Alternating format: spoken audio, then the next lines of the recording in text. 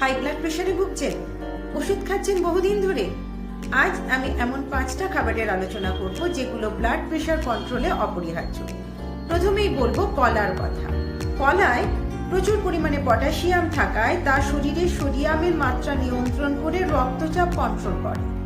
পালং শাক, এই শাককে বলা হয় পটাশিয়াম ও নাইট্রেটের পাওয়ার হাউস, যা রক্তনালী শিথিল করতে অপরিহার্য। মিষ্টি আলু ভীষণভাবে ম্যাগনেসিয়াম ও পটাশিয়াম সমৃদ্ধ হওয়ায় রক্তচাপ নিয়ন্ত্রণ করে। বিটরুট, শীতের এই সবজিটি নাইট্রেট উপাদানে সমৃদ্ধ, যা রক্তচাপ কমায়। স্ট্রবেরি ভীষণভাবে অ্যান্টিঅক্সিডেন্ট এবং ফ্লোরোনয়েড সমৃদ্ধ, যা রক্ত প্রবাহকে উন্নত করার সাথে সাথে ঝুঁকি কমায় উচ্চ রক্তচাপে। সুতরাং এরকম আরও তথ্য পেতে গেলে আমাকে ফলো করুন আর আমার চ্যানেলটা অবশ্যই লাইক অ্যান্ড শেয়ার।